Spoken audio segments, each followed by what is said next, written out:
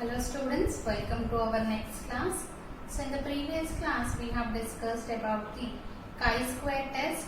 What are the different conditions for validating the chi-square test? So we have different conditions under which the chi-square test can be applied. So what are those four conditions? The first one is the sample observations must be independent. And the second one, the total frequency, that is capital N value, should be large, that is N value should be greater than 50. And the third one is the cell frequencies must be, the constants of the cell frequencies must be linear, that means same. And the last one is whatever the observed frequencies you have, all those must be small. If they are small, we cannot apply this chi-square test. That means if your frequencies are less than 5, we cannot apply the chi-square test. So we use the concept of pooling. That means adding the values which are less than 5 to the preceding frequency or the succeeding frequency. So at this time the degrees of freedom will also be changing. So now today we will discuss our next test, which is based on chi-square, that is chi-square test for goodness of fit.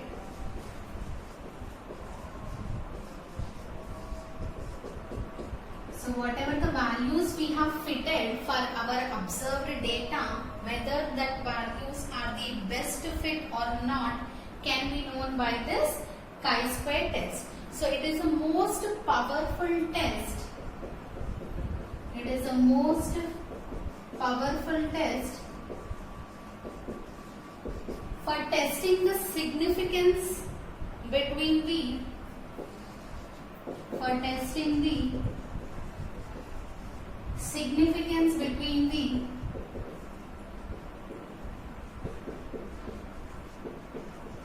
theoretical and the experimental data, between the theoretical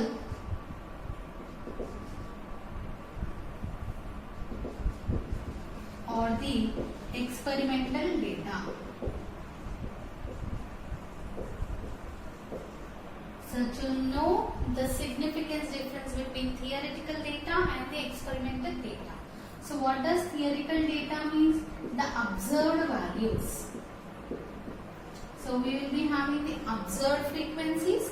So those observed values and the experimental values means the expected values. So after fitting, by using these observed values, we will be fitting the some values from which we can find the expected values. So whether it is a straight line or something else, by fitting a straight line we will be getting the expected frequencies, or by fitting any type of curve or by fitting any probability distribution we get the expected values. So first we will fit the curve or any distribution by using the observed data. Then we find out the expected values and check whether there is any significance difference between the observed values and the expected values. So in the null hypothesis what we write? There is no significance difference between the observed values and the expected values. So if there is no difference between the observed values and the expected values, what does it mean? Whatever the fitted equation we have, that is the best fit. So under null hypothesis we are going to write that one. So what we are going to basically test in this goodness of fit? The significance between the theoretical and the experimental values. So this was discovered by Karl Pearson. So Karl Pearson discovered this chi-square test for goodness of fit for testing the significance between the theoretical and the experimental values. So it is really because we need to know what kind of variation we have. So if they have the difference, so if you have the difference between observed and expected values, whether it is a chance variation, that means the random effect, it may be due to the random error or due to some negligence also. So we have to know that error, right? The difference between observed and expected. So if the distribution is not a good fit, then you get the errors.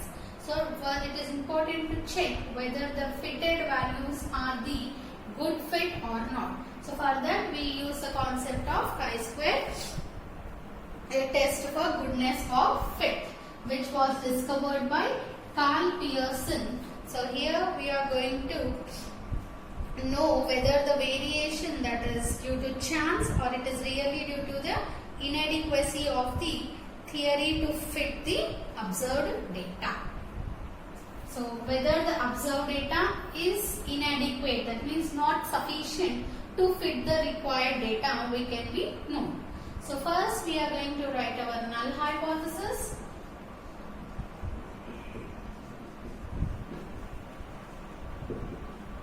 So under null hypothesis H0, what we are going to write generally? There is no significance difference between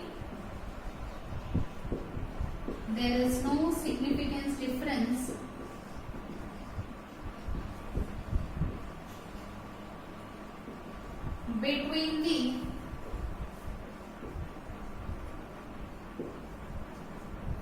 observed and the expected values,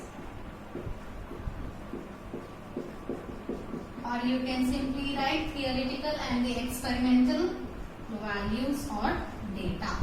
So what does it mean? There is no significance difference means that means in the same way you can write this one as the fitted distribution for the given data is the best fit. The fitted distribution, or if you can consider curve, so the fitted distribution for the given data is the best fit. So there is no difference between observed and expected means that obviously means that the fitted distribution for by using the given data, that will be the best fit. Now write down the alternative hypothesis.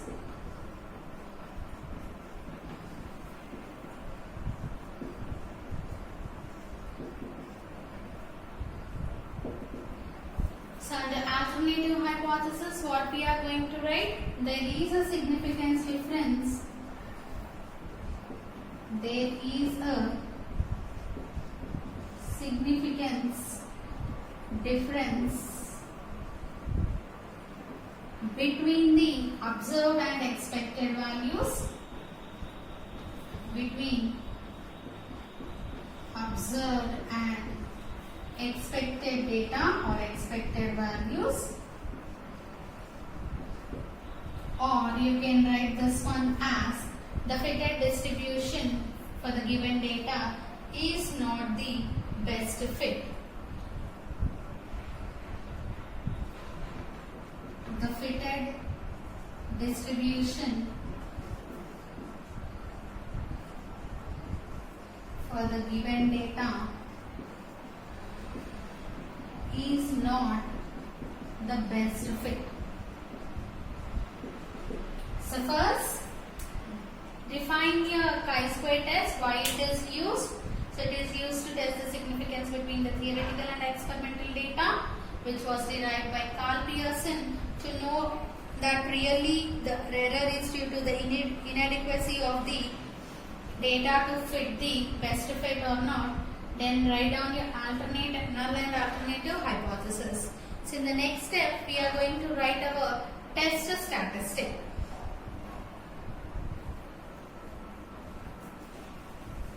So this test statistic, what are the different steps? Under the test statistics, we see now.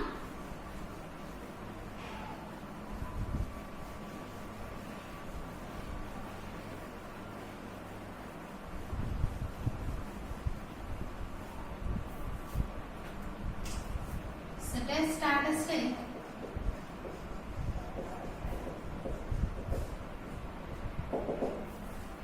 So this test statistics can be computed in the following steps. So what are the different steps? First write down the chi-square test statistic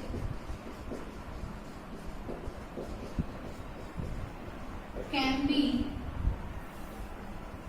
calculated by using the given steps.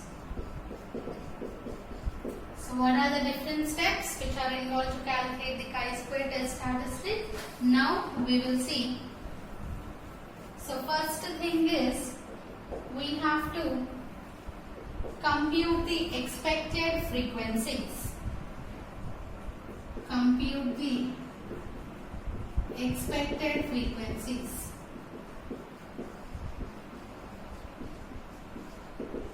So these expected frequencies I am denoting with EIs, that means it is E1, E2, so on En. So if you have n number of observations, for those n values we have to find the expected frequencies corresponding to the observed data or the observed frequencies corresponding to the observed frequencies. So observed frequencies are denoted with OI, which I am writing as O1, O2, so on On. So corresponding to n observed data, n values in the observed data, we are going to find the expected frequencies. So corresponding to O1, you will be writing E1, corresponding to O2, you find out E2, and corresponding to similarly On, we are going to find out the En, that is different expected frequency under some theory of hypothesis. Under some theory of hypothesis. So based on some theory of hypothesis, that means based on some assumptions, we are going to find the expected frequencies. So if it is a binomial distribution, so based on the binomial distribution only, we fit the binomial distribution and then find the expected frequency. Suppose it is a normal distribution. We fit the normal distribution by using the observed data. So by the given normal distribution, we find the different expected frequency. Same like that. If it is a straight line you have fitted, so from the observed data, you will be finding the fitted equation for the straight line and then estimate this expected frequencies. So it based on the theory of the hypothesis. Next is we have to compute the deviations. Second step is compute the deviations OI minus EI. Compute the deviations, that is OI minus EI. That means deviation between the original values, that is observed values, and the expected values for each frequency. For each frequency. So if you have 10 observations, for those 10 observations you will be having 10 different frequencies, right? So for all those 10 frequencies, you have to find out this OI minus EI. That means O1 minus E1, O2 minus E2, similarly OI minus EI, and the last ON minus EN. So for each and every frequency, you have to compute this deviation, that is OI minus EI, then obtain its square. Then obtain its square, that is OI minus EI whole square. So for each and every cell, you have to find this OI minus EI whole square. So first find OI minus EI value, then square it. You will be getting the required OI minus EI whole square. So this is the next step. Now the next step, the third step is we are going to divide the square of the deviations by the corresponding, divide the square of deviations, divide the square of deviations. So what is the square of deviation? OI minus EI whole square with the corresponding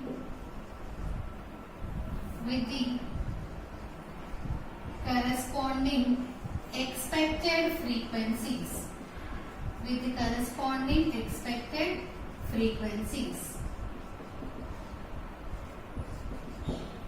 So for every one you will be having the frequency, right? The corresponding frequency, expected frequency will be there, right? For each and every cell or each and every frequency, we are going to calculate these expected frequencies, right? So first thing is we take the deviations, then we are going to square those deviations. After that we are going to divide the square of deviation. Square of deviation means OI minus EI whole square. So whatever the square of deviation you have, that one you are going to divide with the corresponding expected frequency EI.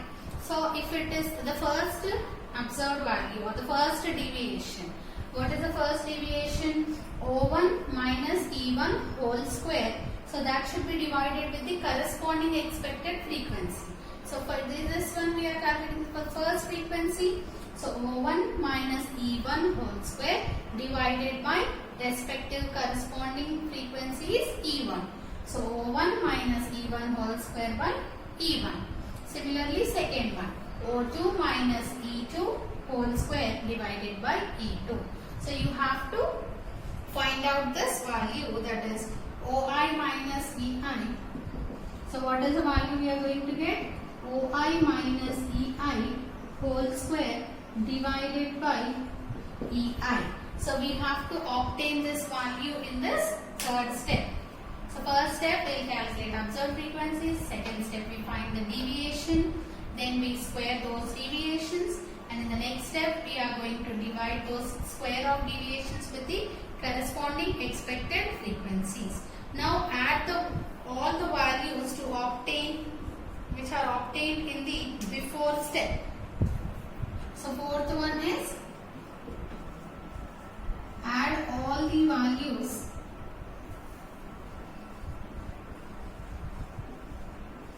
obtained in the before step. So in the last step we have got these values, right? OI minus EI whole square by EI. So for each and every frequency you will be having that value. So if you have n values, some 10 values suppose, so you will be having 10 values of this value, that is OI minus EI whole square by EI. How many values you will be having? 10 values. So those 10 values you have to add. So whatever the result you are getting, that is nothing but our chi-square test statistic. So now we will be writing the test statistic.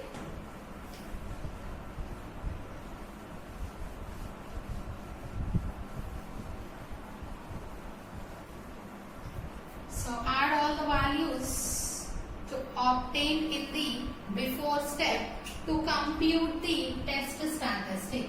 So continuation of this, to compute the test statistic, that is chi-square is equals to summation over I equals to 1 to n OI minus EI whole square divided by EI. So summation OI minus EI whole square divided by OEI gives the chi-square test statistic for testing the, so you can write like this, summation will be ranging for both numerator and denominator also. So summation I equals to 1 to n, the ratio of OI minus EI whole square divided by EI gives the test statistic, which follows the chi-square distribution with n minus 1 degrees of freedom. So for chi-square the degrees of freedom is n minus 1, right? So n means the total number of observations. So in this way we are going to write the test statistic. Now we have to write our conclusion. So last step is, so under test statistics we have written 4 steps. That is, first step we are finding expected frequency, second step we are finding the deviations, third and the square of the deviations, and the next step we are going to divide those deviations with the corresponding expected frequencies, and the last step we are going to add all the values which we got in our third step. So whatever the summation value you get for the third step, in the third step, whatever the values we have calculated, if you consider summation of those third step values, that is nothing but our chi-square test statistics. So this is the required chi-square test statistics. Now we write the conclusion. So in conclusion, we look up the values of chi-square for n minus degrees of freedom. So we look up the value of chi-square. So we look up the value of chi-square table. Chi-square for n minus 1 degrees of freedom at some level of significance, that is at the level of significance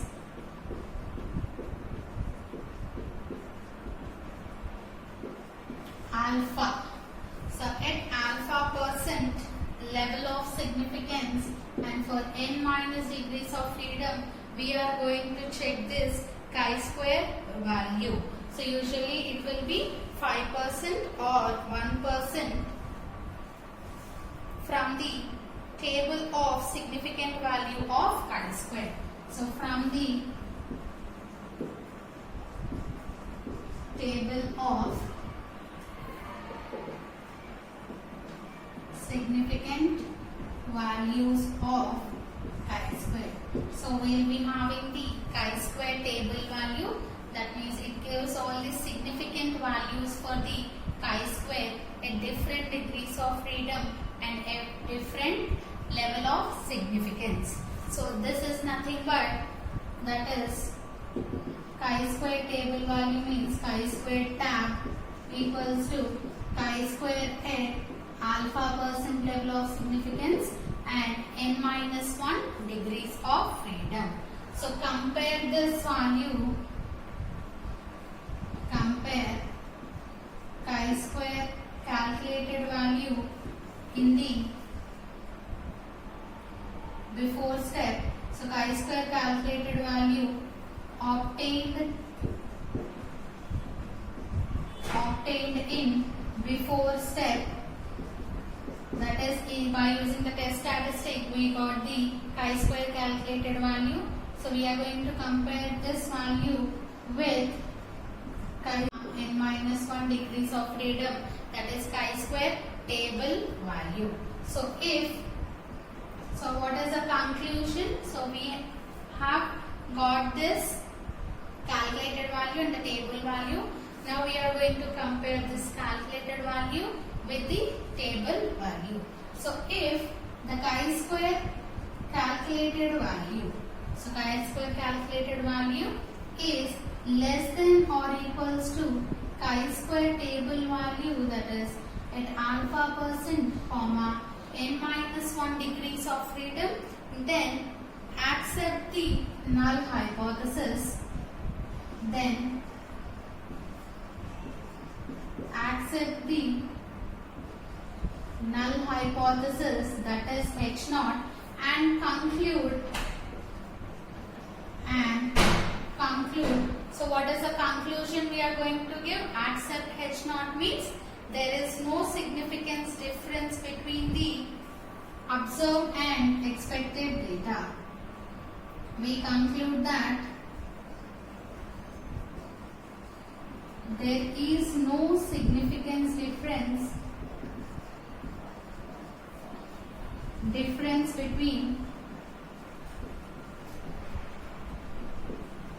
observed and expected data, observed and expected frequencies or expected data,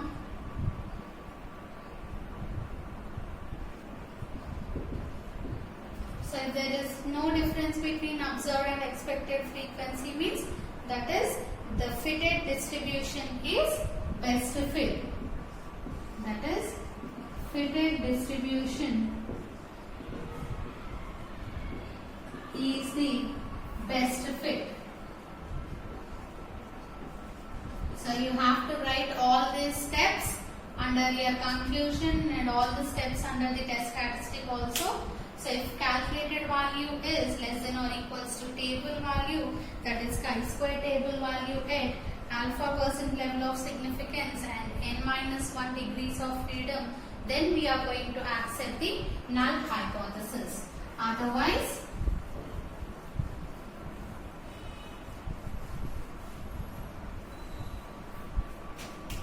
so what is the other case?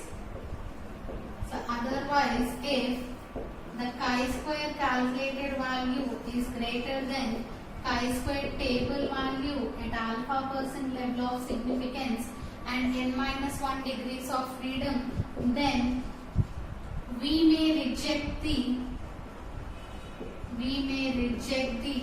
null hypothesis, that is H1. So rejecting the null hypothesis means, which implies accept the alternative hypothesis H1. So accepting the alternative hypothesis means there is a significance difference. There is a significance difference between the observed and expected values.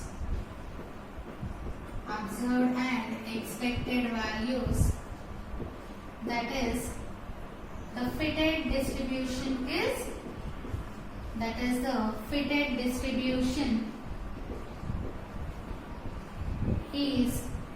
not best fit. So this is about the chi-square test for testing the goodness of fit. So this chi-square test, it was discovered by Karl Pearson to test the significance between the theoretical value and the experimental values. So this, similarly we write the same steps, that is null hypothesis, alternative hypothesis, and on the test statistic, how to formulate the test statistic, the different steps we have seen, and the conclusion is similar, that if chi-square calculated value is less than or equals to table value, then we are going to accept the null hypothesis. Otherwise, we are going to reject the null hypothesis.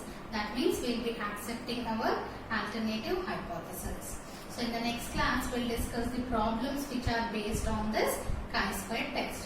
So how the problems will be means, so in the question, if directly observed values and expected values are given by using OIs and EIs.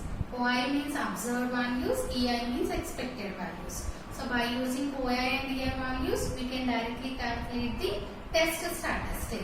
Suppose if they ask to find out the expected frequencies. So there are some questions where we need to find the expected frequency by fitting the different distributions. So the main distributions we are going to look here are the binomial distribution and the Poisson distribution. So we know how to fit the binomial and Poisson distributions. So in the second sem, that is probability distributions, we have studied how to fit the binomial and the Poisson distributions. So once recall all those, so remember the binomial PMF and the Poisson PMF. So by using those PMFs, we are going to fit the binomial distribution first. Then after fitting the binomial distribution or Poisson distribution, by using the fitted values, we are going to find the expected frequencies, that is n into P of x. So first we find the P of x values, then n into P of x will give you the expected frequencies. So then as usual procedure, you will be having observed frequencies and we have fitted the distribution and find out the expected frequencies. So now follow the same procedure, observed minus expected whole square by expected values. Take the summation of all the values, then that summation is nothing but the chi-square calculated value. So in the next class, we will discuss the problems. So before that, once you revise how to find out the expected frequencies by fitting the binomial distribution and by fitting the Poisson distribution. So in the next class, we'll continue with those problems.